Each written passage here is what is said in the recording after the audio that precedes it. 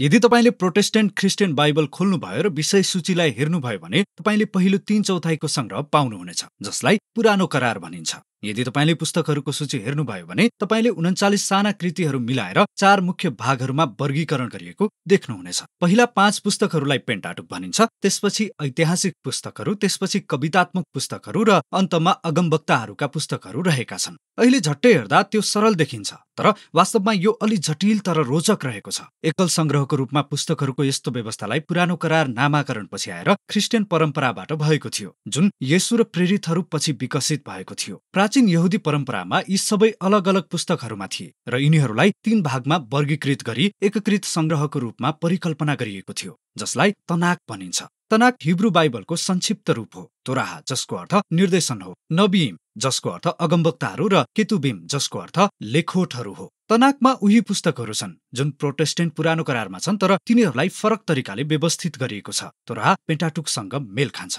तर अगमवक्ताहरू ऐतिहासिक 4 पुस्तकहरू छन् भने त्यसपछि अगमवक्ताहरूको नाममा 15वटा पुस्तकहरू समेटिएका छन्। यसपछि लेखोटहरू आउँछ। यो कवितात्मक र कथात्मक पाठहरूको विविध संग्रह हो। अब 3 भागमा विभाजित यो संग्रह एकदमै प्राचीन छ। यसको उल्लेख प्राचीन यहुदी ग्रन्थहरूमा गरिएको छ, जस्तो कि मृत सागरका चर्मपत्रहरू, बेन सिराको ज्ञान, साथै नासरतका येशूले पनि यसलाई उल्लेख गर्नुभएको छ। यो यस कारणले हो किनभने यी 3 भागहरूलाई चर्मपत्रहरूको आफ्नै संरचनात्मक शैलीमा बुनिएको छ। यदि तपाईले ध्यान दिनुभयो भने हरेक पुस्तकमा एक अर्कोको परस्पर सन्दर्भको माध्यमद्वारा समन्वित भएको पाउनुहुनेछ, जसलाई प्रत्येक कार्यले ठूला 3 भागहरूसँग जोड्दछ। यी सबै पुस्तकहरूलाई यसरी कसले राखे होलान्? यो एक लामो प्रक्रिया थियो। यसमा प्रसिद्ध लेखहरू जस्तो कि मूसा, दाउदको योगदान रहेको छ, तर कतिपय लेखहरू अज्ञात रहेका छन्। बाइबलमा उनीहरूलाई असाधारण रूपमा शास्त्रीहरू र अगमवक्ताहरू भनिएको छ। यो पुस्तक भविष्य सूचक शास्त्रीहरूका पुस्ताहरूले पहिलेका कथाहरू र कविताहरू संकलन गरे, ती पुस्तकहरूलाई विशाल रचनामा संग्रहित गरे र त्यसपछि अन्ततः यी सबै सामग्रीहरूलाई एकीकृत पुस्तकालय तनाकको आकार दिए। भजन संग्रह र अगमवक्ताहरूका खण्डहरूबाट यो स्पष्ट छ कि यी भविष्य सूचक शास्त्रीहरूले विश्वास गर्थे कि परमेश्वरको आत्माले यस सम्पूर्ण प्रक्रियालाई अगुवाई गर्नुभएको थियो कि यी मानव शब्दहरूद्वारा परमेश्वर आफ्ना मानिसहरूसँग बोल्नुहुन्छ। यसैले तिनीहरूले यी पुस्तकहरूलाई कदर गर्थे, अध्ययन गरी तिनीहरूलाई एकीकृत संग्रहमा रचना गरे। यो प्रक्रिया कहिले समाप्त भयो भन्ने कुरा हामीलाई ठ्याक्कै थाहा छैन, तर यो येशूको समयभन्दा अघिल्लो शताब्दीहरूमा कतै भएको हुनुपर्छ। यसको अन्तिम आकारमा तनाकले इजरायलको इतिहासको भविष्य सूचक व्याख्या प्रदान गर्दछ, जसले सम्पूर्ण संसारलाई बचाउनको लागि परमेश्वरका उद्देश्यहरू प्रकट गर्ने दाबी गर्दछ। अनि हामीले एउटै भिडियो मार्फत सम्पूर्ण संग्रहलाई न्याय दिन सक्दैनौँ, तर यी पुस्तकहरू केका बारेमा हुन् भन्ने रूपरेखाको ज्ञान हासिल गर्न मद्दत पुग्नेछ। तोराह परमेश्वरले अचल सम्पत्तिको एक ठूलो टुक्रा सिर्जना र आशीर्वाद दिएर सुरु हुन्छ, हाम्रो धेरै असल संसार। अनि परमेश्वरले ईश्वरीय स्वरूप प्रतिबिम्बित गर्ने प्राणीलाई यो सुम्पनुहुन्छ, मानव वा हिब्रूमा आदम। परमेश्वरले मानव जातिलाई संसारमा सृष्टिको राजा र रानीहरूको रूपमा शासन गर्न नियुक्त गर्नुहुन्छ। अनि प्रश्न यो हो कि असल र खराब छुट्याउन के उनीहरूले परमेश्वरको बुद्धिमा भरोसा गर्नेछन् वा स्वायत्तता कब्जा गरी आफ्नो निम्ति असल र खराबको परिभाषा आफै गर्नेछन्? तर त्यहाँ मानवसँगै अर्कै पशु पनि छ, रहस्यमय सर्प। यो सृष्टिकर्ताको विरुद्ध विद्रोहमा छ र यसले मूर्खतापूर्वक परमेश्वरको उदारता विरुद्ध विद्रोह गर्ने बनाउन मानिसहरूलाई छल गर्छ। फलस्वरूप मानव आफ्नो जीवनको दिव्य स्रोतबाट अलग हुन्छन् र आशीर्वादको बगैँचाबाट जोखिमयुक्त उजाड स्थानमा मर्नको लागि निर्वासित हुन्छन्। त्यहाँबाट मानव जाति असल र खराबलाई पुनः परिभाषित गर्दै फैलिरहन्छ, तर उनीहरूको परिणाम द्रुत रूपमा उँधो गति लाग्छ। तिनीहरूले हिंसा र दमनले ग्रसित सहरहरू निर्माण गर्छन्, जसबाट बेबिलोन भनिने सहरको जग बसाल्छन्, जहाँ मानिसहरूले आफूलाई परमेश्वरको स्थानमा उच्च पार्छन्। अब सम्पूर्ण बाइबलकै आधारभूत द्वन्द्वात्मक कथावस्तुको सुरुवात हुँदछ। परमेश्वरले आफ्नो संसारलाई आशीर्वाद दिन र मानिसहरू मार्फत शासन गर्न चाहनुहुन्छ, तर अब मानिसहरू नै समस्या हुन्। तिनीहरू दुष्टको प्रभावमा छन्, तिनीहरू मूर्ख र अदूरदर्शी छन् र आफ्नो विनाशको लागि अग्रसर छन्। अनि यो सबै परमेश्वरको समाधानको लागि तयारी हो। हामीलाई नयाँ प्रकारको मानिस चाहिएको छ। अनि त्यसैले परमेश्वरले प्रतिज्ञा गर्नुहुन्छ कि एक नयाँ मानिस आउनेछन् जो सर्पको प्रभावमा आउने छैनन्। वास्तवमा उनले त्यसलाई कुल्चनेछन् र त्यसले उनलाई डस्नेछ। यहाँबाट कथाले प्रथम पुरुष र महिलालाई प्रतिज्ञा गरिएको वंशलाई पछ्याउँदै अब्राहम र सारासम्म आइपुग्छ। उत्पत्तिको पहिलो अध्यायमा परमेश्वरले मानव जातिलाई दिनुभएकै समान ईश्वरीय आशिष उनीहरूलाई पनि प्रदान गर्नुहुन्छ। अब उनीहरूले नयाँ बगैँचा जस्तो भूमिमा जानलाई बेबिलोनलाई छोड्छन्, जुन परमेश्वरले उनको परिवारलाई दिने प्रतिज्ञा गर्नुहुन्छ। अब यसपछि अब्राहमको परिवारको कथा आरम्भ हुँदछ। 3 पुस्ताहरू अब्राहम, इसाक र याकुब, र त्यसपछि उनका 12 छोराहरू। अनि हाम्रा आशाहरू उनीहरूमाथि तबसम्म उच्च रहन्छन् जबसम्म हामीले उनीहरूको खराब र विनाशकारी पारिवारिक कथाहरू पढ्दैनौँ। तिनीहरू झुट बोल्छन्, धोका दिन्छन् र एकअर्काको हत्या गर्ने कोसिस गर्छन्। यौन गतिविधिका कुराहरू त कुरै नगरौँ। तर बगैँचाको कथापछि तपाईँले के आशा गर्नुभयो? उनीहरू मानवहरू नै हुन्। अन्ततः अब्राहमको परिवार मिस्रमा निर्वासित हुन्छन्। केही मुठ्ठीभर उज्यालोका पलहरूका निम्ति अब्राहमको परिवारका यी सबै असफलताका कथाहरूले अँध्यारो पृष्ठभूमि तयार गर्दछ। परमेश्वर यी मानिसहरूप्रति प्रतिबद्ध रहनुहुन्छ। उहाँले उनीहरूलाई एउटा अनन्त बाचा पनि दिनुहुन्छ, जसलाई करार भनिन्छ, कि उहाँले उनीहरूद्वारा सबै मानव जातिलाई उद्धार र आशिष दिनुहुनेछ। वास्तवमा यो कसरी हुन्छ त्यो स्पष्ट छैन, तर अब्राहमको परिवार सबैभन्दा राम्रो अवस्थामा हुन्छन् जब उनीहरूले आफ्नो स्वार्थी षड्यन्त्रहरू बन्द गर्छन् र पूर्ण विश्वासका साथ परमेश्वरको प्रतिज्ञामा भरोसा गर्छन्। यहाँबाट परिवारको वृद्धि हुन्छ। उनीहरू मिश्र देशमा दास बन्छन् र हामीलाई तोराहको अर्को मुख्य पात्र मोसासँग परिचय गराइन्छ। परमेश्वरले तिनलाई इस्राएलीहरूको उद्धार गर्न र पर्वतमा लैजानको निम्ति खडा गर्नुहुन्छ, जहाँ उनीहरू सबैलाई परमेश्वरसँग करारको सम्बन्धमा जोडिनलाई निम्तो दिइन्छ। उनीहरूलाई सम्बन्धका 613वटा शर्तहरू दिएका छन्। नयाँ प्रकारका मानिसहरू बन्नका लागि मार्गनिर्देशनहरू, जसले संसारमा परमेश्वरलाई विश्वासयोग्य तवरले प्रतिनिधित्व गर्नेछन्। र मूसाले यो सम्पूर्ण करारको मध्यस्थ गर्छन्, किनभने उनी अद्भुत छन्। उनी इस्राएलसँग परमेश्वरको वचन बोल्ने मुख्य अगमवक्ता हुन्। उनी एक पुजारी हुन् जसले उनीहरूलाई परमेश्वरको अगाडि प्रतिनिधित्व गर्छन्, अनि उनलाई राजा पनि भनिएको छ, इस्राएलका अगुवा र आवश्यकताको समयमा उद्धारकर्ता। तर तोराह जसै अगाडि बढ्छ, इस्राएलीहरू बृहत् तवरले असफल हुन्छन्। उनीहरूले करारको उल्लङ्घन गर्छन् र मूसाले पनि परमेश्वरको विरुद्धमा विद्रोह गर्छन्। वास्तवमा मूसाको अगमबाणी पश्चात तोराहको अन्त हुन्छ कि इस्राएलको असफलता प्रतिज्ञा गरिएको भूमिमा फर्किन्जेलसम्म नै जारी रहनेछ र उनीहरू फेरि निर्वासनमा जानेछन्। तर उसलाई आशा छ कि परमेश्वरले इस्राएलको उद्धार गर्ने आफ्नो प्रतिज्ञा पूरा गर्नुहुनेछ। एक दिन उहाँले उनीहरूका असफलताहरू ढाक्नुहुनेछ। उहाँले उनीहरूको स्वार्थी हृदयलाई निको पार्नुहुनेछ ताकि उनीहरूले परमेश्वरलाई साँच्चै प्रेम गर्न र बाँच्न सकुन्। त्यसपछि मूसाको मृत्यु हुन्छ। अब तोराहको अन्तिम वाक्यांशहरू आश्चर्यपूर्ण छन्।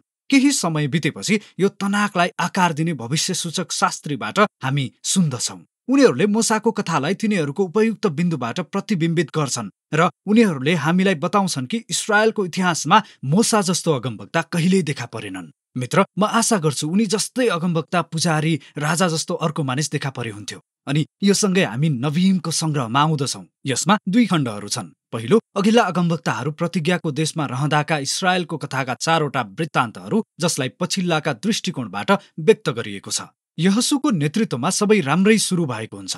हामीलाई भनिएको छ कि उनी सफल हुनेछन्, किनभने उनी मूसा जस्तै छन्। उनी दिनरात धर्मशास्त्रमा ध्यान गर्छन्।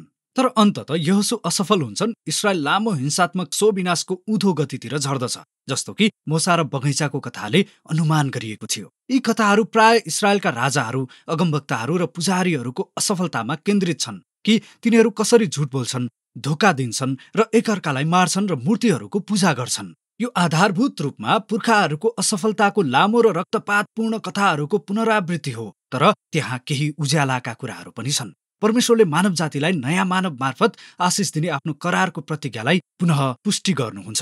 उहाँ दाउदको वंशबाट राजा हुनुहुनेछ र तपाईँले दाउद र सलोमन जस्ता मानिसहरूको बारेमा केही कथाहरू पाउनुहुन्छ। तिनीहरूको परमेश्वरमाथिको भरोसाले तिनीहरूसँग अब्राहम जस्ता पलहरू छन्। तर यो कहिल्यै टिक्दैन। र के तपाईँलाई थाहा छैन, अब्राहमको परिवार त्यही पुग्छन् जहाँबाट उनीहरूले सुरु गरेका थिए। विजय प्राप्त गरी पुनः बेबिलोनमा निर्वासित हुन्छन्। तर याद गर्नुहोस्, यी सम्पूर्ण कथा अगमवक्ताहरूका पछिल्ला दृष्टिकोणबाट भनिएका छन् र उनीहरूलाई थाहा छ कि निर्वासन अन्त्य होइन। त्यसैले तिनीहरूले इस्राएलको विगतका यी कथाहरूलाई तिनीहरूको भविष्यको आशाको संकेतको रूपमा संरचना गरे। जब परमेश्वरले आफ्ना मानिसहरूलाई बेबिलोनबाट छुटकारा दिनुहुनेछ, उहाँले त्यो नयाँ राजा पठाउनुहुनेछ जो मूसा, दाउद र सुलेमानको राम्रो दिनहरूमा जस्तै हुनुहुनेछ। वास्तवमा नबीमको दोस्रो भाग पछिल्ला अगमवक्ताहरूको बारेमा यही हो। त्यहाँ विशेष अगमवक्ताहरूसँग जोडिएका 3 ठूला र 12वटा छोटा पुस्तकहरू छन् र यस प्रकारको संरचनाले जानाजानी उत्पत्तिका 3 जना र 12 पुर्खाहरूलाई सम्झाउँछ, जसको असफलताका कथाहरूमा भविष्यको आशाको बिउ रहेको छ। यी भविष्यसूचक पुस्तकहरू परस्पर सन्दर्भहरूले भरिएका छन्, जुन तोराह र अगमवक्ताहरूको कथासँग जोडिएका छन् र तिनीहरूले कथालाई अगाडि बढाउँछन्। इस्राएलका अगमवक्ताहरूको काम भनेको मूसा जस्तै हुनु हो। पुरानो इस्राएललाई असफलताहरू र भ्रष्टताको आरोप लगाउनु र आउने परिणामको बारेमा चेतावनी दिनु अर्थात् प्रभुको दिनको जुन अनन्त पराजय र बेबिलोनमा निर्वासनमा गई अन्त भयो। तर अगमवक्ताहरूले यो पनि प्रतिज्ञा गरे कि परमेश्वरको एउटा उद्देश्य थियो उहाँका मानिसहरूलाई शुद्ध पार्ने र अब्राहम जस्तै विश्वासयोग्य हुने नयाँ इस्राएललाई पुनर्निर्माण गर्ने। तिनीहरू प्रतिज्ञा गरिएका शासकको शासन अन्तर्गत परमेश्वरसँगको नयाँ करार सम्बन्धमा बाँच्नेछन्, जसलाई नयाँ मूसाको रूपमा वर्णन गरिए तापनि दाउदको नामले बोलाइएको छ। सारा संसारमा परमेश्वरको आशिष पुनर्स्थापना गर्ने उहाँ नै हुनुहुनेछ। नबीमको निष्कर्ष पनि तोराहको जस्तो छ। तनाकको भविष्य सूचक शास्त्रीहरूबाट त्यहाँ एउटा टिप्पणी छ। तिनीहरूले अहिलेसम्मको सम्पूर्ण कथालाई प्रतिबिम्बित गर्छन् र तिनीहरूले पाठकहरूलाई नयाँ मूसा जस्तो अगमवक्ताको आगमनको पूर्वानुमान गर्न आग्रह गर्छन्, जसलाई तिनीहरूले एलिया भन्छन्। उनले आफ्ना मानिसहरूलाई शुद्ध पार्न र बचाउनका लागि इस्राएलका परमेश्वरको आगमनको घोषणा गर्नेछन्। यहाँबाट हामी तनाकको तेस्रो र अन्तिम उपसंग्रहमा जान्छौं, केतुबिम चर्मपत्रहरूको विविध संग्रह। प्रत्येकलाई तोराह र अगमवक्ताहरूबाट मुख्य विषयवस्तुहरूमा जोड्न र परस्पर सन्दर्भहरूको विस्तृत टिप्पणी मार्फत तिनीहरूलाई थप विकास गर्न संरचना गरिएको छ। उदाहरणका लागि भजन संग्रहको चर्मपत्रलाई 2वटा कविताहरूद्वारा प्रस्तुत गरिएको छ, जुन तोराह र अगमवक्ताहरूको सुरुवातसँग समन्वय गरिएको छ। पहिलो भजनमा हामी धर्मी मानिसलाई भेट्छौं, जसलाई धर्मशास्त्रमा मनन गर्ने एक सफल अगुवा साथै नयाँ यहोशूको रूपमा वर्णन गरिएको छ। उहाँ मूसाले प्रतिज्ञा गर्नुभएको राजा जस्तै हुनुहुन्छ र उहाँ अदनको बगैँचामा जीवनको अनन्त रुख जस्तै हुनुहुन्छ। भजन संग्रह 2ले यी चित्रहरूको पहिचान गर्दछ। यी व्यक्ति प्रतिज्ञा गरिएको राजा हुनुहुन्छ, जो परमेश्वरको पुत्र दाउदको वंशबाट हुनुहुन्छ, जसले राष्ट्रहरू बीचको दुष्टतालाई पराजित गर्न र संसारमा परमेश्वरको आशिष पुनर्स्थापित गर्न गइरहनु भएको छ। र भजन संग्रहका बाँकी चर्मपत्रहरूले परमेश्वरका मानिसहरूलाई भविष्यको आशाको प्रतीक्षा गर्दा कसरी प्रार्थना गर्ने भनेर सिकाउँछन्। त्यसपछि त्यहाँ बुद्धिका पुस्तकहरू छन्, जसले तोराह र अगमवक्ताहरूका कथाले उठाएका केही कठिन प्रश्नहरूलाई सम्बोधन गर्दछन्। हितोपदेशहरू तोराहमा मूसाका शिक्षा झैं सुनिन्छन्, जस्तो कि परमेश्वरमा भरोसा गर्नुहोस्, विश्वासयोग्य र आज्ञाकारी हुनुहोस् र तपाईले शान्ति र सफलता पाउनुहुनेछ। तर त्यसपछि उपदेशक र अय्युबले इस्राएलको जटिल इतिहासलाई प्रतिबिम्बित गर्छन् र भन्छन्, हो हामीले कोसिस गर्यौं र त्यो त्यति सरल छैन। यी 3वटा पुस्तकहरूले परमेश्वरको भलाइ र यो भ्रामक संसारमा बुद्धिमानी साथ जिउनुको अर्थ के हो भनी गहिरो शिक्षा प्रदान गर्छ। तनाकका अन्तिम 2 पुस्तकहरूले एक महत्त्वपूर्ण योगदान गरेका छन्। दानियलको पुस्तकले संसारको लागि नयाँ भविष्यको आशाको अनौठो ढोकाको रूपमा इस्राएलको असफलता र पीडाको लामो इतिहासलाई फर्केर हेर्छ। एक दिन तोराह र अगमवक्ताहरूमा प्रतिज्ञा गरिएको त्यो नयाँ मानव आउनेछ। मानव जातिको पशुरूपी दुष्टताको झुकावले उनलाई कुल्चिनेछ, तर परमेश्वरले उनलाई प्रमाणित गर्नुहुनेछ र ईश्वरीय शक्तिमा संसारमा शासन गर्न उहाँलाई उठाउनुहुनेछ। र अन्तमा इतिहासको पुस्तकले तनाकको सुरुदेखि इस्राएलको निर्वासन र फिर्तीसम्मको सम्पूर्ण कथालाई पुनः बताउँछ। लेखकले परमेश्वरले दाउदसँग गर्नुभएको भविष्यको राजाको प्रतिज्ञामा केन्द्रित गर्दछन्, जसले नयाँ यरुसलेममा परमेश्वरका जनहरूलाई पुनर्मिलन गर्नेछन् र जातिहरूलाई स्वर्गीय आशिष दिनेछन्। इतिहासको पुस्तकको अन्तिम हरफहरू तनाकका मुख्य पाठहरूसँग समन्वय गरिएको छ। उनीहरूले निर्वासनबाट अन्तिम फिर्तीको आशालाई जीवित राख्छन्, एक इस्राएलीको आगमनलाई औँल्याउँदै जसका परमेश्वर उनका साथ रहनुहुन्छ, कि उहाँ उक्लेर नयाँ यरुसलेमलाई पुनर्स्थापित गर्न जानुहुनेछ। अनि यसरी कथा समाप्त हुन्छ। तनाक प्राचीन हिब्रू चर्मपत्रहरूको अद्भुत र अभिप्राय सहित रचना गरिएको संग्रह हो। इस्राएलको इतिहासका सबै कालखण्डका यी विविध पाठहरू इस्राएल र सम्पूर्ण मानव जातिलाई परमेश्वरको करारको प्रतिज्ञाको बारेमा एक एकीकृत कथाको रूपमा एकसाथ बुनेका छन्। तिनीहरू जीवनभर पढ्न र मनन गर्नको लागि लेखिएका थिए, किनकि यी उल्लेखनीय मानवीय शब्दहरूले स्वर्गीय बुद्धिको वचन र भविष्यको आशा प्रदान गर्दछन्, जो आज पनि हामीसँग बोल्दछन्।